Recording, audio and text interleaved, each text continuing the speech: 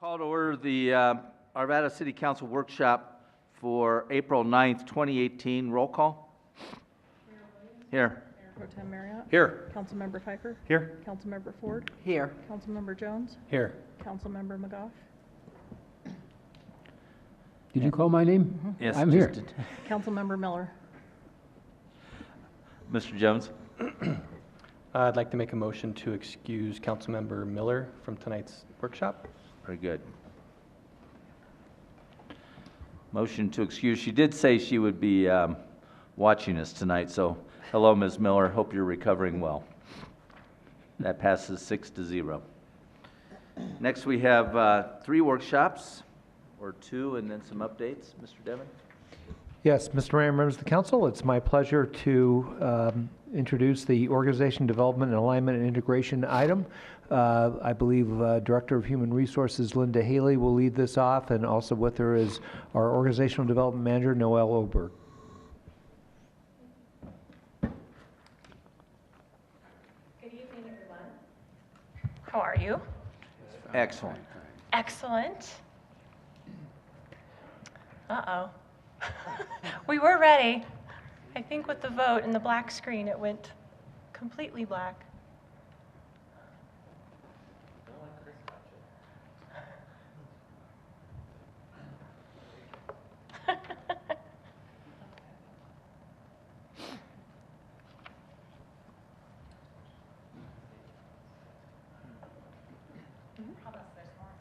Yes, high anticipation. We just need you to wait 2 more seconds.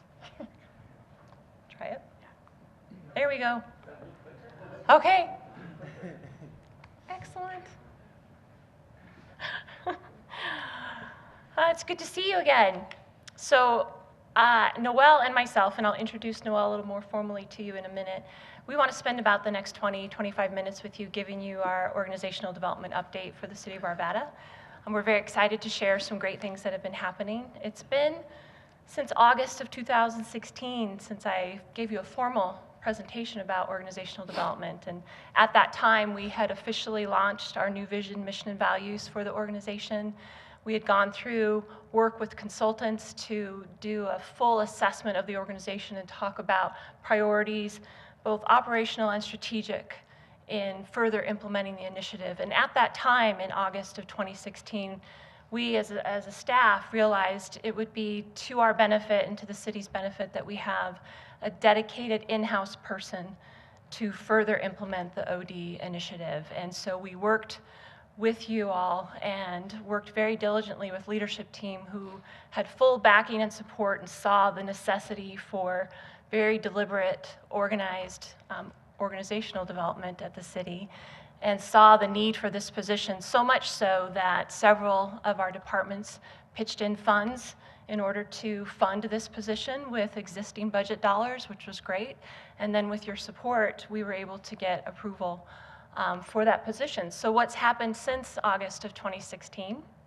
As of early 2017, of course, we had the official go-ahead to hire for the OD manager position. It took us the majority of the year to find the right person for that job, but we're very, very happy to announce that as of August of 2017, we did make an excellent hire. Her name is Noelle Oberg. And Noelle comes to us from the Credit Union of Colorado, where she spent more than 13 years there working as their organizational development. She was a learning and development partner, right? And she has a communications degree as well as a master's degree in organizational development and change management. She's been with us now for about 8 months and has accomplished great many things just in that short period of time. It's been very clear that Noelle's made a positive impact. Lots of relationships established, strong credibility with staff. So I want to welcome Noelle to officially kick off what she has been doing for the past 8 months. So Noelle, welcome. Great. Thank you, Linda. You are welcome. All right. And thanks for the opportunity to have my position. As you guys know, working with a group of people who are altruistic and humble and care about the community, it's a good place to work, and it's very rewarding. So I've had a fun 7 months. I've been to almost every team out in our entire city, all the different buildings, And we've had great conversations. I did a learning and development needs assessment with them during their team meetings, and that was huge. It was huge to build relationships, also to understand the purpose and the role of my position. So that was one of the first things I did. I also had the luxury, as Linda mentioned, to sit in my seat and have a long document from 2 years worth of the consultant's work. From their information, there were several things that we could do that were low-hanging fruit, and we can start right out of the gate. In November, we were able to offer all of these learning opportunities to our staff, and the highlights around those were around build a culture of lifelong learners, how to increase conflict resolution, create two-way candid conversations. Interdepartmental relationships was another one of their themes. So of this list, if you look at them, two of them I want to talk about. One is a peer-to-peer day that's just kind of starting to take hold, but it's going to be huge, and it's going to be fantastic and great. We've had a couple of them so far. The purpose of this is for one department to host other employees around the city, building interdepartmental relationships, highlighting process improvement, the processes that that department has, maybe even areas where processes might be broken. We are also having them highlight what skills, knowledge, and abilities they have as a team to drive some of their team goals, as well as some of your goals that you have in their focus measures. So that has been fantastic, and it's not a huge, we're not inviting lots of people. It's not like a huge, huge event that happens. It's a small on resources, 6 to 10 people come, build interdepartmental relationships. So over a long term, we're going to start to see some of that systems approach that you're hearing a lot about, where departments are not as much of a silo, but where do we all work together, and where do our processes interplay, if you will. Another one that I want to speak to is a career exploration workshop, and you'll see when I went to those team meetings and I did some needs analysis and a survey that not everyone has a career plan. They're not sure how they want to spend all of their years here. If they want to spend 40 years, what might that look like for them? So we knew we could go out and we could offer this workshop. We had a great turnout for the first one. We had them go through what was their Myers-Briggs, what were their strengths, how do they leverage their strengths, how do they understand their own personal knowledge, skills, and abilities, and the core competencies that they have, and how they want to enhance those in their current role, as well as what is a future role they want, and starting to map some of that. So that was really satisfying. They walked out the door with a development plan for that. Of these learning opportunities that we started in November, we've had 293, so almost 300 of our employees join one of these activities on the list here. Let's see, what other, we've had 72 individuals complete a Myers-Briggs, which you guys probably are pretty familiar with that. What is their own preferences and their style around making decisions, and then how do they use that to perform in their current job? Any questions related to this? Don't see any yet. All right, great. We'll jump in if you do it. Okay, perfect. Okay, so June Ramos, of her work, she had 8 areas that we should focus on. Some of them, like I mentioned, collaboration, interdepartmental, giving and receiving feedback.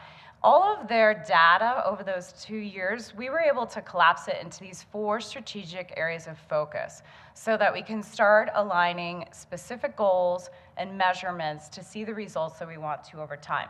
I'm going to talk about each of those 4. The first one, vision, mission, and values, to really get this integrated.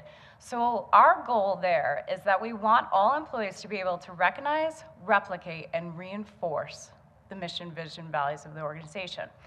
And one of the things that we're doing next around this, we've integrated in a couple ways, I'm going to highlight those for you guys, is we have 3 OD committees currently. 31 of our employees are involved in those OD committees.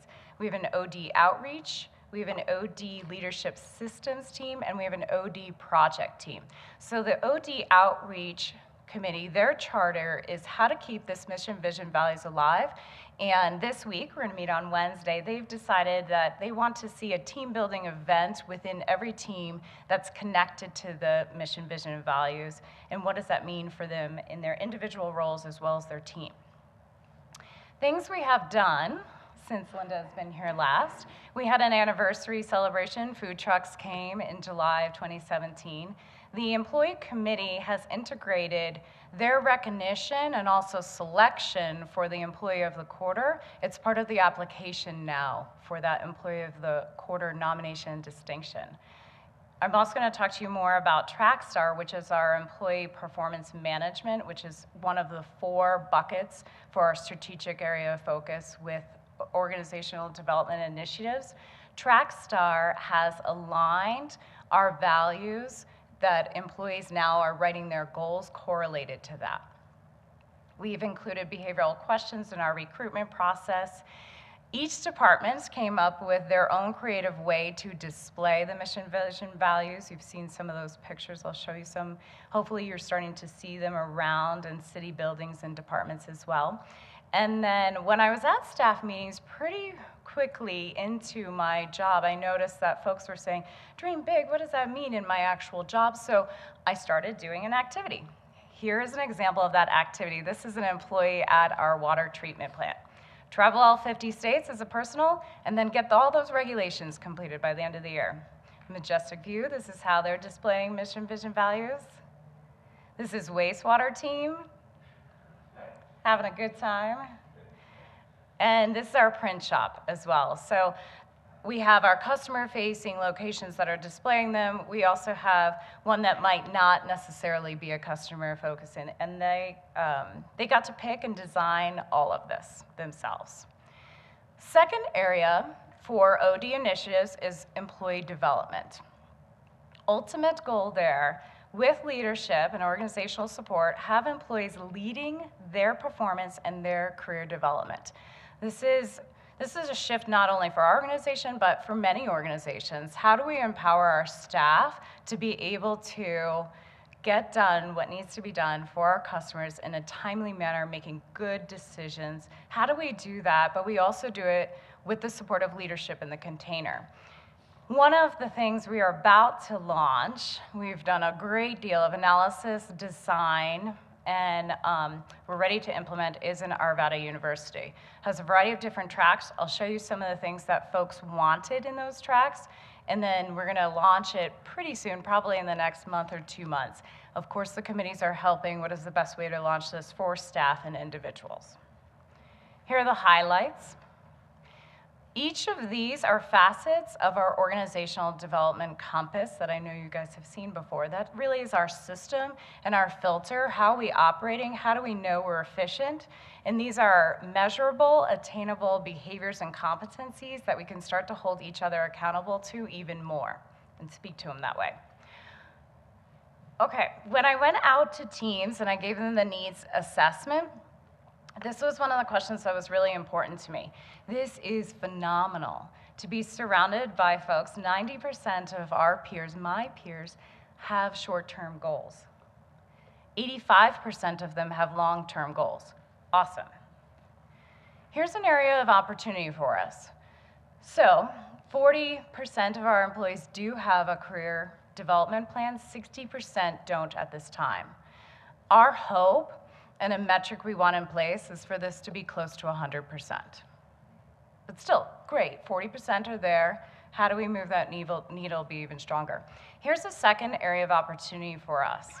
So of those that have the goal, 42% have not had a conversation with their leader.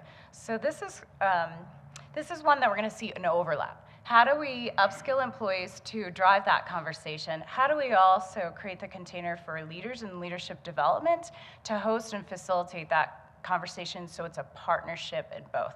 Again, over time, hopefully this is gonna be 100%. Our employee performance management system, TrackStar, will help drive some of these conversations. Just a quick question. Yeah. So is that a function of the 42% just maybe being afraid to have the conversation? Or is it that they maybe need help with how to clearly identify those to make it make sense to their leader? I'm just more curious. Yes, great question. Around development, it's become very individualized. So I wish I had that answer because it would be a quick solve, but it's both. So when I have given them the needs assessment, they put their name on it if they want to have a one-on-one conversation with me. And so I've had about over 30 of those conversations. And it has been both, actually. And I am thrilled that the ones that maybe are afraid to use your language, they don't always use that language, but they say, oh, they don't care, or, well, they're really busy and they don't have this. And so anyway, those folks that are hesitant, if you will, I'll challenge them, and I have followed up with them, and 2 of them have actually had that conversation, had great results. Wow, that was easy. Yes, of course they want to support me. Cool. Yeah, Thank you. great question. Nancy Ford. I was going to ask, similar to that, if there were different or certain groups of employees that tended not to have the development plan versus others. Yes, that is a great question. I don't have that answer. I can certainly get it to you, but that was one of the things that I tracked on my spreadsheet so that I could see the patterns and where are the pockets, if you will. So in change management, focus on where some of the bright spots, where hopefully all departments, there's a department out there that has all of them, and we can focus on replicating that. So I have that information, and I will be digging into that after we launch the Arvada University and we put some of the Leadership Academy out there. But I can certainly share that with you. Okay, that'd be great. Yeah, because I was, and as I was asking that question, I was also wondering if, and again, I don't know what the requirements for all the different positions are, but if college education too had an effect on people's career development path, if you will, or how they see themselves developing in their careers. That is a great point. I did not track that or correlate it. But yeah, something to pay attention to if there is a correlation. I'm going to grab my pen to make sure I write down. Oh, perfect. Thanks, Linda. Okay. And we'll get that. And the reason why the tracking of the departments is going to be helpful because, remember, it's a partnership, so we can do targeted development on the leadership side as well. Great. Thank you. Okay, I thought this was super fun because it was probably the most fun I had at work during 2017 here. This is the streets department, and they invited me to come out, do a Myers-Briggs team building, and there's 33 of us, and it was just awesome. They were all in, engaged the whole time, and the intention there was to build stronger interdepartmental relationships within their smaller groups, so streets is divided up into several little groups, and then building the strength interdepartmentally between those groups, as well as look at on their staff who might really have some of the natural skill set for innovation and coming up with different ideas, where are the different strengths, and how do we leverage them as a team. So it was fun, and I was thrilled to be invited to do that. All right, leadership development, third strategic area for OD initiatives. Goal, have leaders operate as effective technical and organizational leaders who know how to develop and empower others to grow. So 2 key points here. Shifting leaders who might be operating as a technical leader and expert within their division or the department, elevating and shifting that, how do they start to participate and be a part of decisions organization-wide for the benefit of our entire community? So that takes time to develop that, and we'll talk about the strategic approach, how we're going to go after some of that. And then also putting the expectation that we want leaders to develop and empower their staff.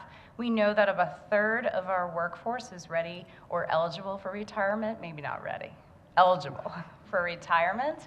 So knowledge management and developing their staff is a big piece of this one. Great. Mr. Pfeiffer's got a question. So when you talk about a technical leader versus a, let's just say, tactical leader versus a strategic leader, Yes. Is that a volunteer kind of discussion with that individual? Because some people don't want to transform from the tactical leadership role to a strategic leader. And that's where you get frontline supervisors versus department heads, right? Yes. So is that do you do that with all those technical folks? Or do you just do it on a voluntary basis? Or because you kind of implied that you were talking to this group of people that were more technical versus strategic. Yes, well, we have a group that we know who to your question, yes. We 100% are going to meet all employees where they're at and opting in terms of where they want to go with their future and what that looks like and what we need here. So yes, they will. In terms of the group of leaders, we know that we do have a pocket of frontline leaders who are interested in growing and developing. Today, I even had a conversation with a lead employee who wants to be a division lead, which is about 3 or 4 levels above him. How does he get to that? So, Okay. Did I answer your question? Yeah, I just want to make sure we're not forcing somebody to do something that they may not feel comfortable doing. Some people are really good at being a leader technically in the group versus somebody who's a strategic thinker and being a leader at a different level. And I just wanted to make sure we weren't, normally ODs don't do that, but I just want to make sure we weren't forcing a certain career path that might not fit the individual. That's all. No, and part of the conversations that I've been having at team meetings is around that. I'm not here to fix anybody. I'm here to meet you where your goals are and what you want to do here for the city. Whether that's for 5 years, 10 years, 40 years, you'll have opportunities. So Great. Nancy great, Ford. thank you. Noel, I have a question in regards to the third of the workforce that's eligible for retirement. As a city or as an organization, do we have conversations with these employees in terms of continuing to work part-time or offering some type of benefit to the organization after they retire? Are there opportunities for additional work part-time or? Mm-hmm. I want to say yes, and my expert's sitting here next to me on that. Yes, we do. So again, based on that kind of volunteer approach, if interest is expressed and if there's an opportunity that works both for the organization as well as the person about to retire, we have several examples all over the city of just that. I can even speak to one in my own department in Human Resources with our longtime benefit specialist, Karen Smitty, who is officially retiring, but she is going to be coming back 2 days a week, working on a temporary basis to just help us out administratively, helping her ease into retirement, as well as still being a source of institutional knowledge for us as we're growing her replacement. Yeah. And we've had some of that with former employees who have applied and been appointed to boards and commissions for us, Very true. including that Craig Koshin guy down at Metro Wastewater. Great. Okay, we have a leadership systems OD team. Here's our leadership philosophy we've worked on the last couple of months that we have integrated into our OD compass. If you were to unstack each of these statements, you'll see there's key things around core competencies that are measurable, observable behaviors that we are going to continue to drive and have people show up successful in them. These are the things that we are already showing up successful in, so how do we integrate new leaders into this system? Strategic approach to leadership development. This is a OD kind of model that most all development will follow this. Assessment, challenge, and support. And the support is so huge, so thank you, each of you. And the leadership team has been incredible, even offering and volunteering however they can support. They're raising their hands first for things, so that piece has been incredible. None of this assessment and challenge and development would happen without the support. We are rolling out a 360. 32 of our formal leaders are going to be taking that during 2018. We are just about ready to launch a leadership academy. Our OD systems team has done a lot of great work around the core competencies and business acumen that we want to continue to drive and set up for success. And then we anticipate, and we've done the brainstorm for supervisor learning track emerging leader program. And yes, a lot of this is opt-in. How can we help our employees? And I want to officially recognize Mr. Pfeiffer for speaking loudly in favor of a 360 review process. It did, you know, we get the professional on board to say that we should do it, and so now we're going to do it. So. All right. But I was denied for several years, so just so we're clear, that's why he's saying that. I brought it up a few years ago, and I didn't make the money you did, so apparently they listened to you more than me, so. Well, awesome. Noel has more credibility. Thank you. Well, that's good to know. We're just slow in catching I'm up. taking it from all directions. It's also Good. the messenger too, from Mr. McGough said earlier. But no, I think it's great. So I Yeah. applaud. Well, all good OD stuff is just recirculated ideas on being efficient because we know how to be efficient, right? We all have these ideas out there, so, I just want to know where the golden thread is. yes. They're everywhere. Yes, that weaves it all together. Sorry, I think I'm losing control. Okay. Please, Noel, please. Awesome. Well, Please take thank you back for that over. support. And Mark, thank you for Agua. bringing it up. And I'm thrilled that 32, this again was a volunteer basis. 32 of our leaders raised their hand for this first level of a strategic approach. How many assessment. leaders, I mean, or I guess what's classified as leaders, how many are there? I mean, do you know? Do you know the exact I guess that'd be supervisors and hire. Is that how you do that? Or are they team leads? If you don't know. So roughly, there's the 13 department heads, there's about 50 middle management and about 120 supervisor, if you want to consider that a formal leader role. So about 200 maybe leaders? Yeah. We budgeted and planned for approximately 55 this year, so we'll see after we get the process going, the difference. Okay, employee performance management. This is the fourth strategic area of focus for organizational development initiatives. All staff will be trained on our new system by July 2018. The new system is called TrackStar. It is phenomenal. It is so easy. It is encouraging two-way conversation, candid two-way conversation. You can have peer-to-peer feedback in this system. As I already mentioned, the alignment is very easy. Drop-downs, is this correlated to our passion value, our opportunity value? We also have the ability to link our individual goal to our team goal to the organization goal supporting city council and our citizens. That's the golden thread, Mayor. There Yes. it is. Yeah, this here is awesome. And so when we've been training folks, we've also been sharing with them, do you have a development plan? Look, here's our template we're using. Here's some core competencies you might want to be thinking about that drive the values. It has been awesome. All right, and I'm going to invite Linda to tell us about all of the integration and close. Okay, so a repeat of what Noel has been talking to you about this evening. When you look at how these OD efforts help to integrate and align all the things that we're doing in the organization, here's some examples of all of that. As she said, this speaks to the City Council's strategic priority area of organizational and service effectiveness.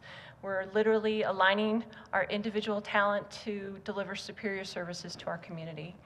We have results-oriented OD approach, as Noel pointed out too, with metrics that will be helping drive our results and ensuring success.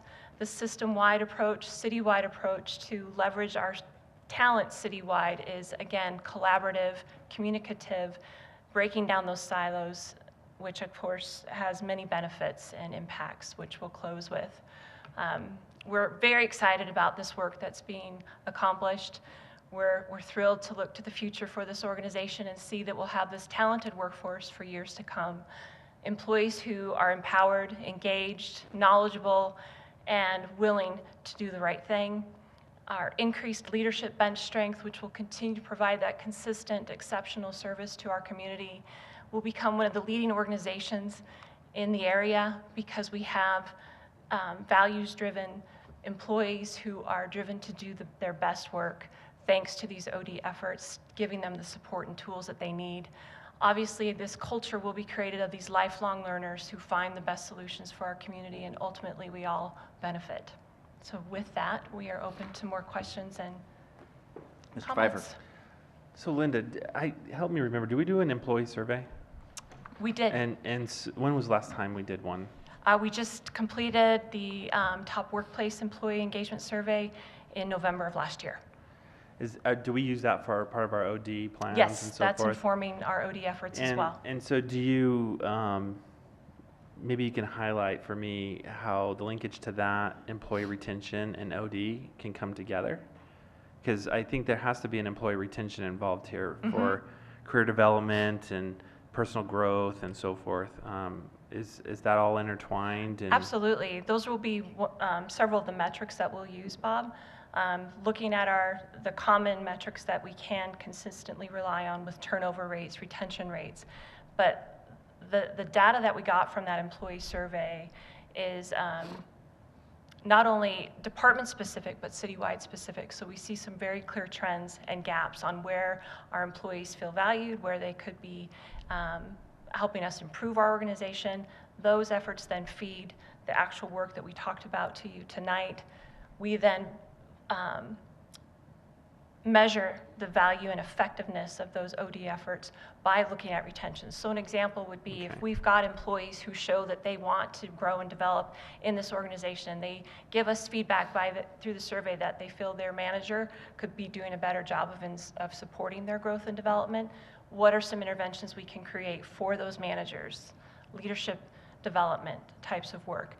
Then we can look at how that class has been used, feedback from the class, retention rates, in correlation to providing that training to see if that effectiveness is Is paying that off. the performance measure you're going to use is retention, or what outcome are you looking for that's measurable?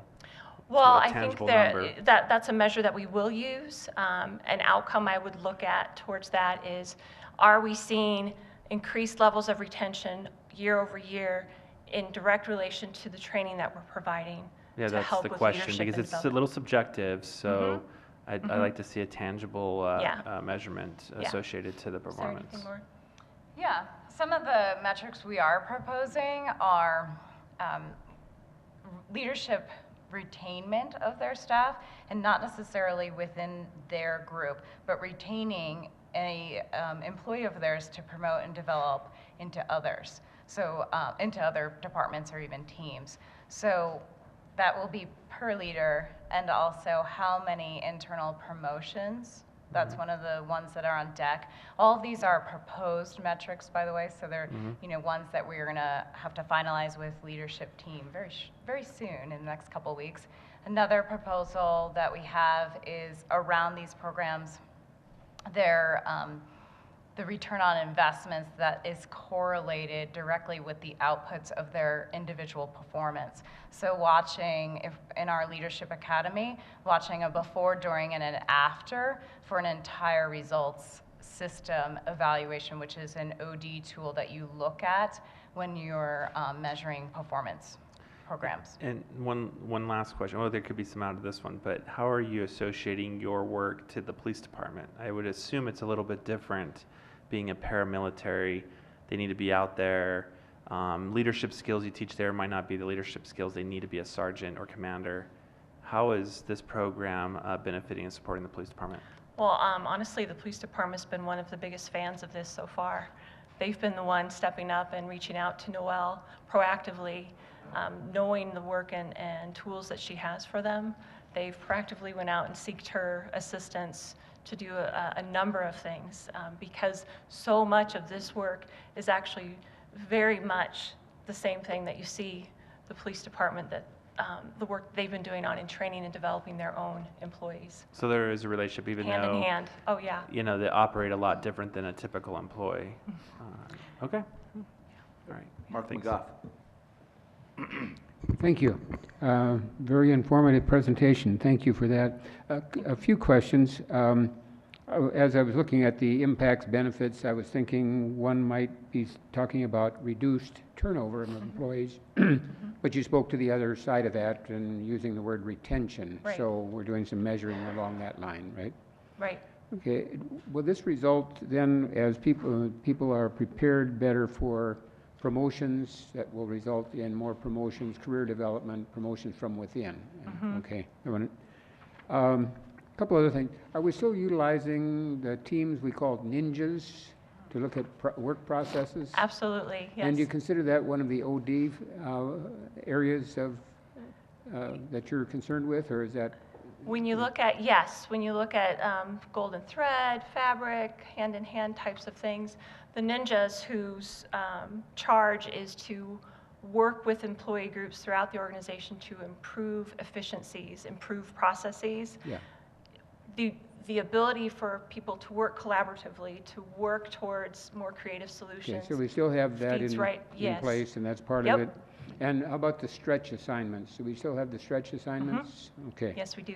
Okay, and has there been any improvement or change over time in the, I know not necessarily since you've been here, Noel, but over time in the percentage of performance evaluations that are completed on time? We are working towards improving that with the implementation of TrackStar and employee performance management. We did get our organization to a point of a good result, at least 90% of evaluations completed. However, we're at the time in desperate need of improving that process, and that's why we're here today with an online, easy-to-use format and tool that Noel described earlier, an opportunity for an employee and supervisor to engage as a partnership in the employee's growth and development, and a level of accountability that can be achieved using this new system and tools. So yes, the goal and the expectation is very soon 100% full Okay, so it's completion. a significant part of the organization development. Yes.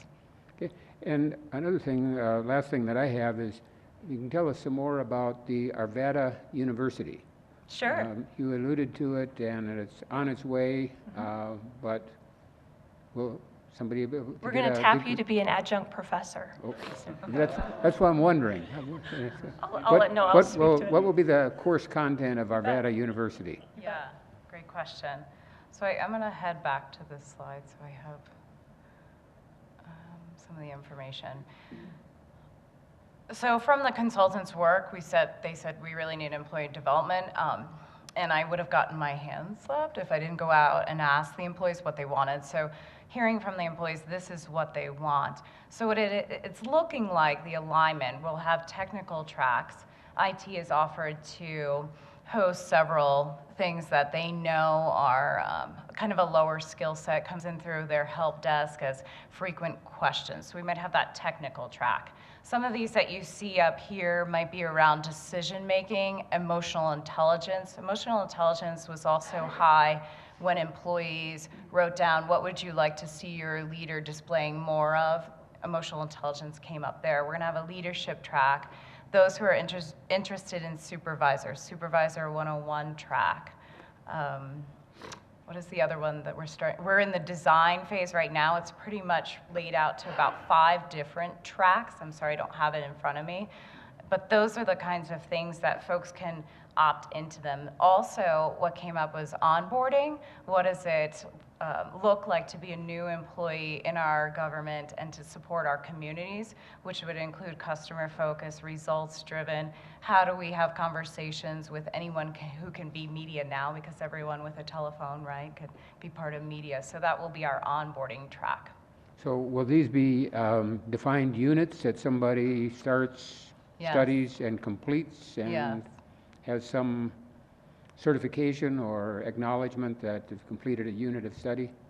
Okay. Yeah, Thank you. up to them, a beginning and an end, and an opt-in. All of this will not be classroom training. We don't really learn in a classroom all the time anymore, but it'll be learning-related activities. The fellow that I was talking about earlier, I recommended that he join a leadership team retreat 1 month for his learning activity, if he wants to move into that division lead. Okay, thank you. Yeah, you're welcome. Very good. I don't see any other questions. Great work, you guys. It's Thank you very much. Thank you. very good. Okay, Mr. Devon? Thank you, Mr. Mayor. I would like to emphasize a thank you to the City Council for working with us. At the time that we came up with the funding for the Organizational Development Manager position, you might recall it was after the failure of the use and sales tax measure. This was a new position. It was somewhat at risk for perhaps being an easy way to help deal with our deficit by taking that out of the budget. But you all worked with us, and then the leadership team worked as a unit to come up with a strategy to fund this position. And I want to thank you for hanging in there with us as we made that decision. Okay. Mr. Devon, anything you need from council at this point?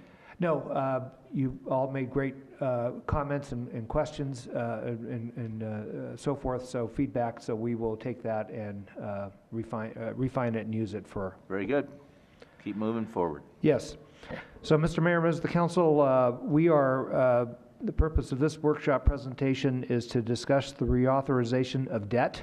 The first thing I want to tell you is that I will give you an overview of that, And if you have any really, really, really hard questions, Mr. Archer is in back of me, and I'm sure he'll be able to handle those really hard questions better than I can. But as you may recall, during the January 19th City Council retreat, we had a discussion of some scenarios associated with the expenditures for capital funds. We talked about the use of the 98-101 funds. We called attention to the fact that we would be completing the payments on our present debt service through the end of 2018, and that we would be able to, if desired and if approved by the voters, authorize new debt or issue new debt in order for a new group of capital projects to be completed. And we also talked about the fact that from the 2015 Citizens Capital Improvement Project Committee process, we had a number of projects that seemed to fit the idea of issuing debt for those projects. One of the things you made very clear to us during the retreat is that you did not want the 98-101 funds used for operational kinds of issues. You wanted them used for capital kinds of projects. One of the scenarios you may recall that we talked about is the idea of holding on to those funds and using them to fill our street maintenance gap. You told us very clearly you did not want us to do that, and that you wanted us to utilize these funds for projects. You talked about projects such as transportation capacity as things you wanted us to look at. So we have utilized that direction to develop this report. Another thing that you wanted us to do is you wanted us to look at the economic analysis, the fiscal analysis of authorizing debt versus paying as you go, versus utilizing the 101 funds to pay as you go to complete capital projects. You wanted to know about the total borrowing costs, including the interest rate, fees, bond counsel, and other similar factors as a comparison to the construction inflation costs, in order to make the case for whether or not we should actually contemplate the issuance of debt. And then you also wanted us to take a look at the potential capital projects that could be funded through a successful debt authorization election. So that's what we did. Mr. Archer and members of the Finance Department engaged our consultant, Stifel, who is our current financial advisor, to perform an analysis of these particular costs, and that's the information that is here tonight. Now, in terms of looking at borrowing costs, there's a lot of factors that you look at. These factors include the historical averages for inflation, the type of asset that you're looking to fund, whether or not the asset produces any goods or services, and if there's a volatile type of commodity involved. We looked at historical averages for inflation rates, and we also looked at the current interest rates in order to come up with some of the assumptions that are presented here tonight and are kind of guiding our analysis and what would be a recommendation to consider. So our current financial advisor performed the analysis in November of 2017, and then we asked them to update this information in February of this year. And we looked at the idea of what we could finance and what kind of debt could be issued based on the availability of $4.5 million annually over a 20-year period based on the various interest rates. Now, the $4.5 million is a significant portion, although not all, significant portion of the funds that are collected through the 98-101 ordinance. So those are the funds that we look at as our capital funds. And the typical debt financing scenario is about 20 years. So that was that's how we came up with that factor. And then we looked at the projection of the debt that could be issued based on interest rates. Now, that's a little bit of a wild card right now. The interest rates, as I think all of you know, have remained low. However, as the economy has strengthened and as as the factors that drive interest rate changes and increases have become more self-evident, we have factored in the potential for some interest rate increases. And so what we've done is provided what we believe is a realistic estimate based on the current interest rate plus 50 basis points, which assumes some level of interest rate increases. Now, if you want a technical explanation of what I just talked about, that's a good question for Mr. Archer. He would be able to explain it a lot better than I can. We also looked at the total costs of borrowing, including fees, the bond issuance costs, and interest rates average from a low of, the interest rates average from a low of 3.28% to a high of 3.86%. And so we picked a bit of a middle ground, which is at 3.66%. Yes. Sorry, I didn't push. Go ahead. No problem. So is that when the bond is issued, is it a variable rate or is it a fixed rate over time? It's a fixed rate, but it's variable over the years. So depending on which scenario we would pick, the rate increases over time to make it more attractive in the open market. So it may start out at a 3% and end up at a 5% 20 years from today. But that's something that we know going in. We know so, absolutely what yeah. they are each year. Yes. Okay, thanks. Okay. So one of the, in terms of trying to provide analysis, and I remember it was Vice Mayor Marriott that really asked this question, you know, trying to get at the case of Vice Mayor? Did I say Vice Mayor? Yeah. He's not the mayor of Vice, honest. Mayor Pro Tem. Excuse me. Mayor Pro Tem. My apologies. That's why you guys smiled at me. Okay, I get it now. Mayor Pro Tem Marriott asked the question and really trying to make the public case for borrowing. And so when you look at these factors that I talked about, the kinds of assets and the kinds of commodities that might be involved and inflation costs, we looked at the idea of that it would make sense to borrow money to complete road projects, as an example. So transportation capacity projects, intersection improvements, for example, on Sim Street between West 80th and West 64th, where we've talked about making some intersection improvements, would certainly make sense to fund from a borrowing standpoint. A new building, you could make the case that would actually make sense to not to cash finance a building as opposed to issuing debt for that. However, when you factor in the additional cost to operate a building that is deteriorating and could be replaced, and also when you just look at the difference in terms of the inflation, which is a pretty nominal amount, then I think you could also make the case that it would make sense to finance building replacement as well.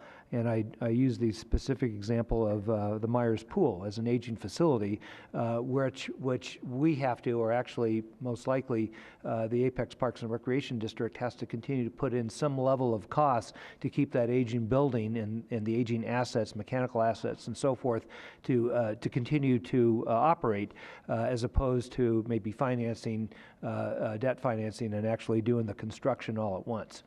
So that's an example of something that's competitive, I guess, in either case. So the information that we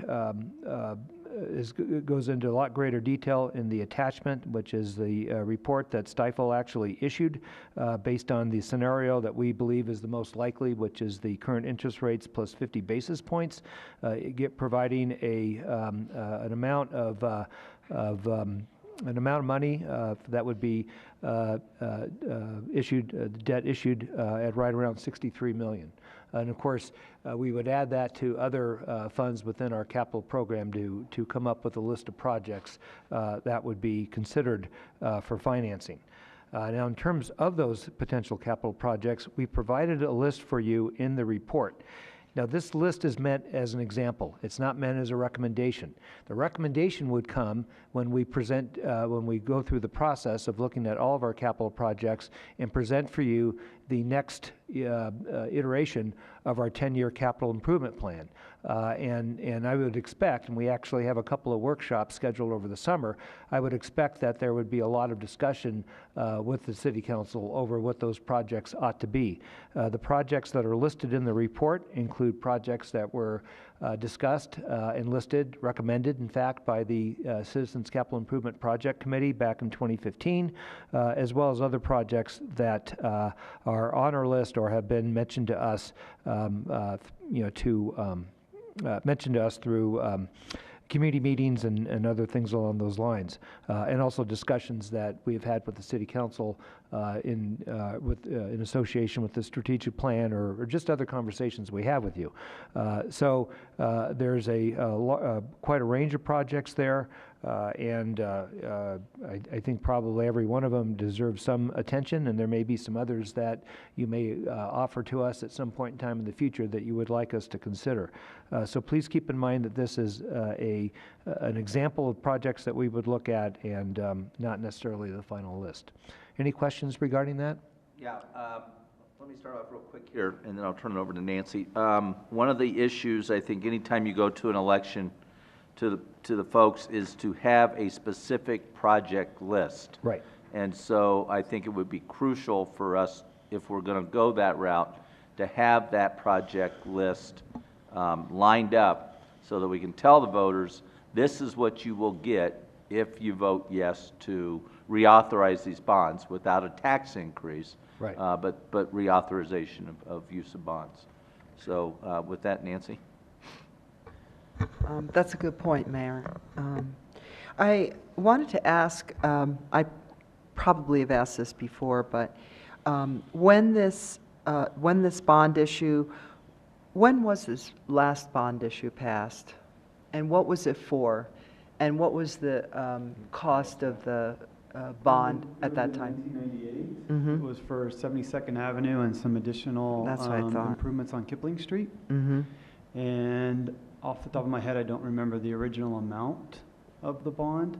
I know it started out at 24 million, and I think it finished a little bit higher than that. And that was the figure, approximately 24 million Well, I know was, that's what it started out as, but I know we added to that over time. I can, if you give me a minute, I'll look up the original amount. we added it though through our general fund or capital fund? No, I'm sorry. The original project started at 24 million. When we issued the bond, it was greater than that.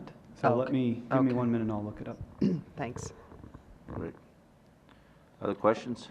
If I could just. Yes. I just wanted to supplement city manager's comments tonight, and I wanted to just read, just so that you had a sense as a council of what a ballot question might look like. You know, so as you're thinking about this, kind of along the lines that Mayor Williams described. So let me just read you what a ballot question might look like that council might approve.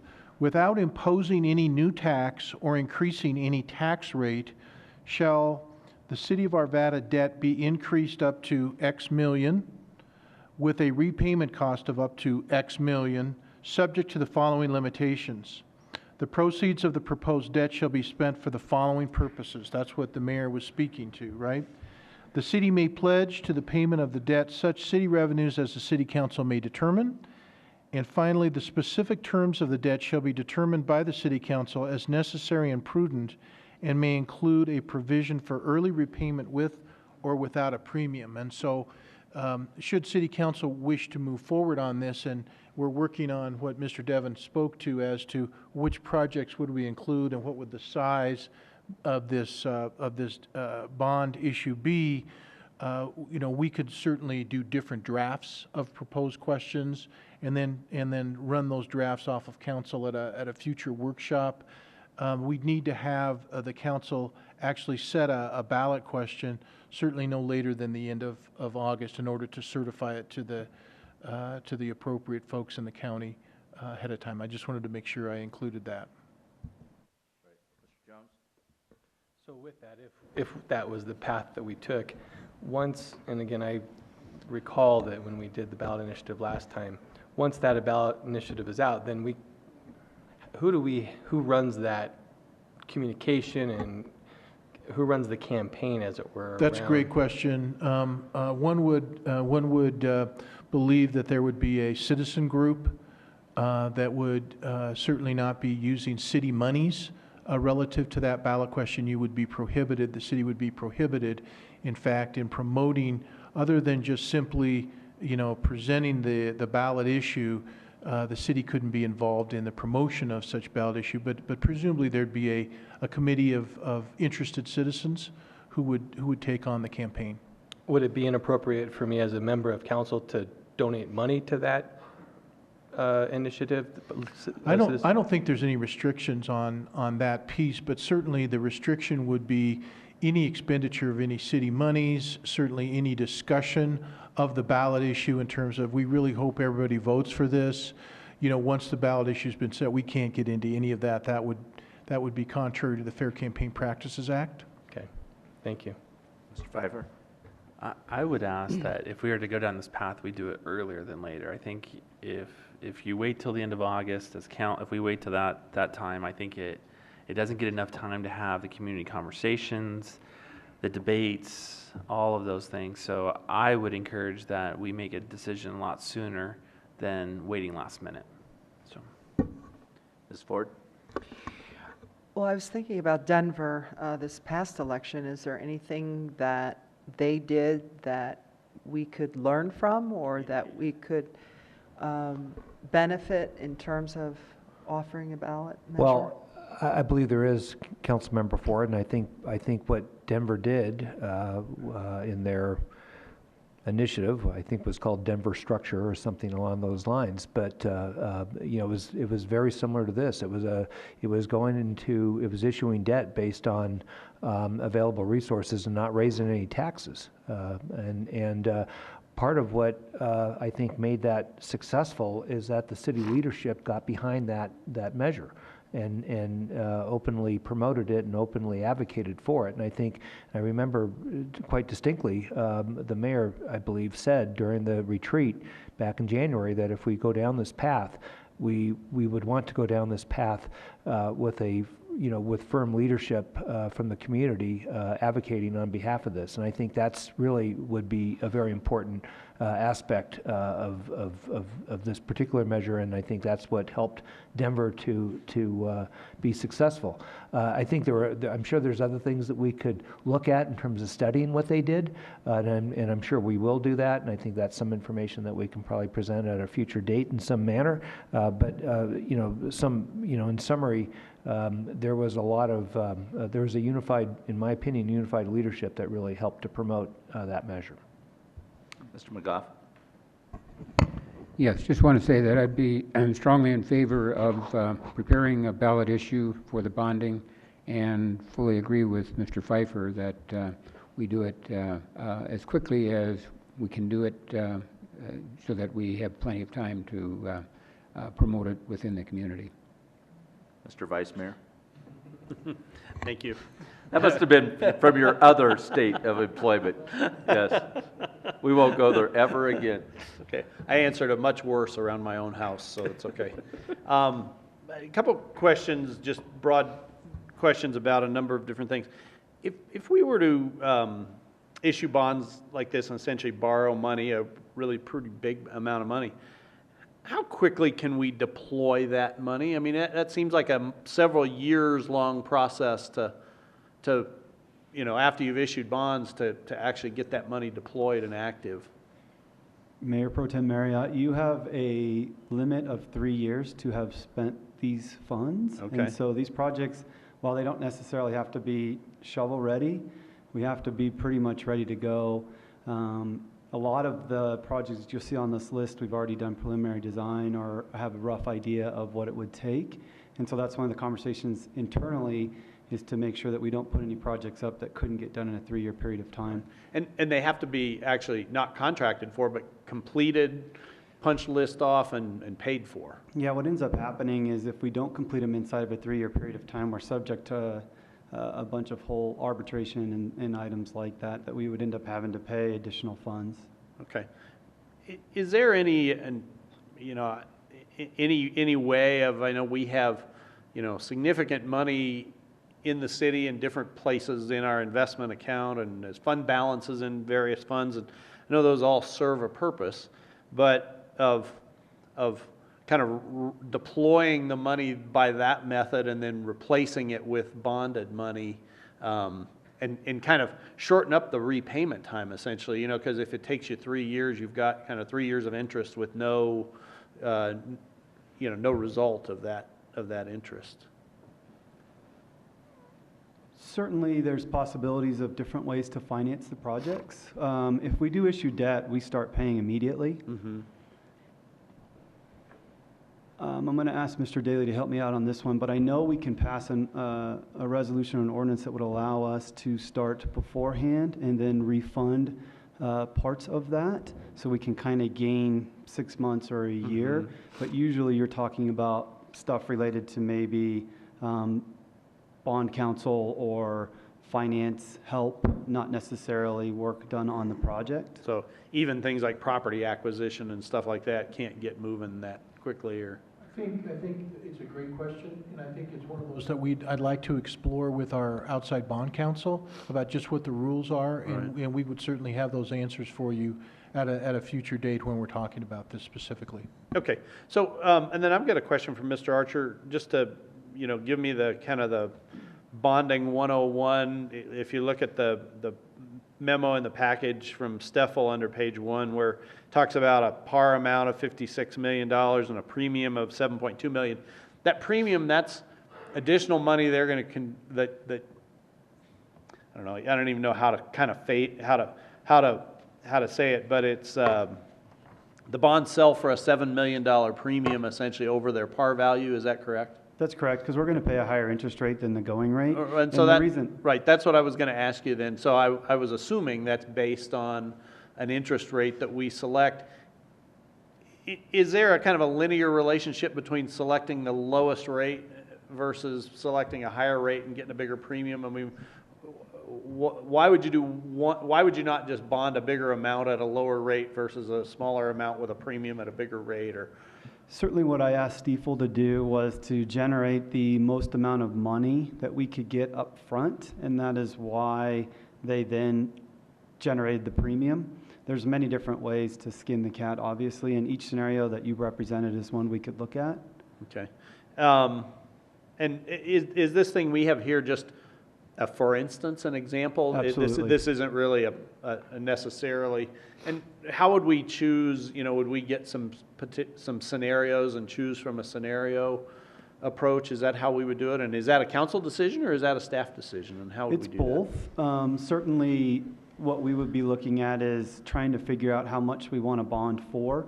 So if, let's say, once we pick that there's only $40 million worth of projects, then we would lower it down to that number. Let's say we came back and it was 75 million, then we would go back to Stiefel and say, how can we get to that number? How do we get there? Yeah. Okay.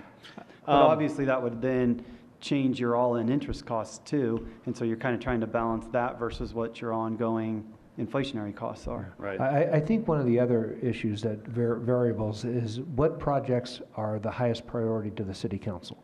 And if you guys select a number of projects that tend to be on the higher level, well, then we're going to look at a different financial scenario. If it's on the lower level, well, then we'll look at a different scenario based on that. So we wanted to provide you enough information so you could ask these very excellent questions, but we certainly didn't want to lean in with some set of projects that you may or may not be interested in. That's why we gave you a whole list of them. So it's really led by selecting projects you want to bond for, bonding the amount that it takes to do those projects, rather than bonding an amount and figuring out then what to spend it on would be Hope so. a way to do that. Okay, and the cost of issuance in this particular example we see here is about $400,000. Does that remain relatively constant throughout, depending it certainly on seems to. on what how much or how little or it what certainly scenario? seems to. It's variable depending on your bond counsel and those aspects.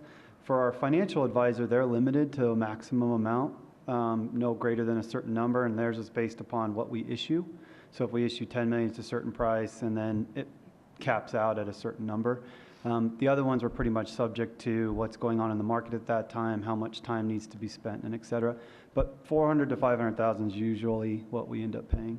Right, okay. And that's the all-in cost. That's the bond all-in. counsel and the cost of issuance and Yeah. all that different stuff. Okay. Okay, I would, that's probably all the questions I have. I would be interested certainly in looking more. I want to make a comment though, and I think, so for a couple of years, I've been a little bit skeptical about the bonding to do some of these capital projects, but I appreciate the memo, particularly the real data about inflationary figures for road projects, building projects, that type of stuff. And I think, to me, that was always the clear tipping point was, is it more expensive to do it one way than another? And I think the memo shows it's probably pretty close either way. But I certainly, from an operational standpoint, I can see an advantage to being able to do some of these bigger projects all at once, as opposed to trying to reserve money for them or put money towards them for a number of years until we can get to them. And in addition to that, there's the benefit that our citizens would see from things that are real changers in their quality of life, whether it's traffic that flows better or world-class aquatic center, or whatever that may be. And so I would say, given just the information we have here, I would lean towards some kind of a bonding scenario as well. And I'd like to just mention that it seems like, with very few exceptions, Denver being one of them, that in the era of Tabor, since the early 1990s, which I'm a big supporter of, that segments of government have been averse to asking. And I think that's all what Tabor says, is Tabor just says consent. It just says, do the people consent to either higher taxes or debt? In this particular case, it would be debt, not higher taxes. And I think that it's absolutely the meaning of Tabor is to ask. And I think, given this memo in this scenario, I'm of the mind that I think it is proper to ask at this time. And I think, it's be up to us as well as other interested citizens in explaining the advantages of that approach. But I think we should do it. And I think it's absolutely proper to ask. And I don't think we should be bashful about doing so. Mr. Pfeiffer. So quick question. So if we were I'm curious around like cash, if we're just to use the cash, I know we kind of briefly talked about it, but if we have 4.5 a year, I mean, and I'm thinking of the capacity question as well. How much capacity do we have in the city to actually execute on? Let's just pick some expensive ones. You have the Ralston Road, Sims Street, right there. That's 30 million. Which is half. Let's just throw in a Justice Center. There's your other half. So that all has to start within 3 years? Has to start and be done. And be done. Yeah. So if your question is, what is our capacity? Believe me, I think we will have to look at staffing up in our public works engineering and inspection areas if we were going to look at that many projects in this short of a time frame. However, it's something that I think we would be willing to take on. Or do we, and I get the value of money in the future and inflation, but I mean, could we, like, give you an example, on the Ralston Road corridor, 16 million roughly, could we, if we were to cash finance ourselves, could we forecast the 4.5 million the next 4 years and earmark it, do it now, and just know you're going to repay yourself over the next following 3 years? Have you looked at those scenarios and how that plays out? Again, I think that's what Councilmember Jones might have been asking is, okay. And maybe Mayor Pro Tem Marriott as well. Certainly, the city is large enough to be able to maybe do that with one project, but we would have to come to City Council to ask permission to go below our required fund balance reserve. So as an example, I think last week we talked about where the general fund's fund balance reserve is and what it's required to be. And so right now it's required to be roughly 16 million. We're sitting significantly higher than that. But if we look at our 10-year plan, at the end of 10 years, it's basically right at that number. And so could we borrow and pay back? We absolutely could. The challenge would be, again, we would have to get permission from council. And two, if we ran into something in that period of time, we wouldn't have the reserves to pay it back. The other thing we put at risk is our AAA bond rating. And so that gets renewed every 2 years. And so at that period of time, let's say it's year 3, and we've spent 12 million of our number, and we're sitting at 8 million in our fund balance, it's difficult to say, well, we will pay that back. But it's doable. It's certainly doable. I mean, you can do things like that. I think the next question to ask is, could we borrow money from another fund? I see Mr. Sullivan sitting over here to the right. We've certainly borrowed money internally from him a couple different times, not at this level, but 2 million, 5 million, those kinds of items. Mr. Sullivan probably would love to lend the city 60 million, but certainly he has a duty to his ratepayers, and he has a duty to the agreements that he's put in place. And so, these are all wonderful ideas, and we'll keep looking at them, and they're all possibilities. It's our sense that the bonding is the safest, but certainly not the only. Yeah, I mean, I'm okay with the bonding for the high dollar amounts, but I don't want to go bonding for guardrails for 250,000. I mean, you know what I mean? That just doesn't make sense. I could find the change in the couch, Yeah. So we kind of threw the kitchen sink in here, Okay. and plus a few other appliances, and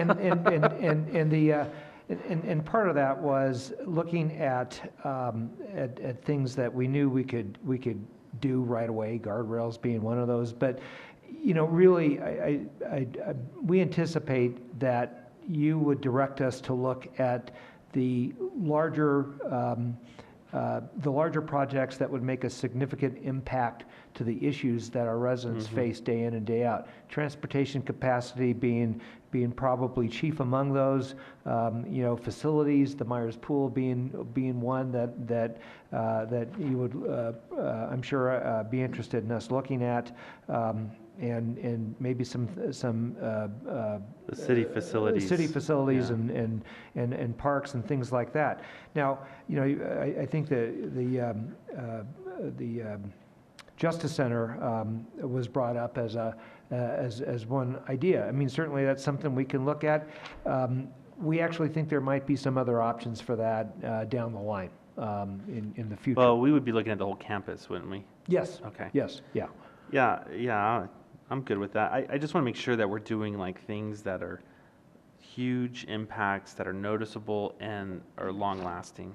I mean, I think there's other ways to handle parks, for example. I mean, we don't have to get into projects, I guess, tonight, but like for parks, I think there's other ways to handle. But if we need a new parks maintenance facility, that's a long lasting decision that we need to have to support the parks. I think that's something I want to make sure we're looking at when we look at these projects, but I guess we'll wait till you bring them. And the other thing I might mention is that we are still in the process of relooking at these projects and looking at cost estimates, and we believe in some cases we might see some estimates actually go down, and some we might estimate them at a higher cost later on. Okay, so I guess I fully support moving forward with the work that you all have done. I think the analysis that you've done has been excellent in terms of the justification. I agree with what I've heard from others in terms of if we're going to do this, let's do it quickly rather than last at the end of the spectrum. And I guess the next step from my perspective is how quickly can you come forward with a list and recommendations in terms of projects that we can really hone down on so that we can put together a package to put before the voters that says we will do this, this, and this, and in the next 3 years. Right. And if you'll approve bonding without a tax increase. Right.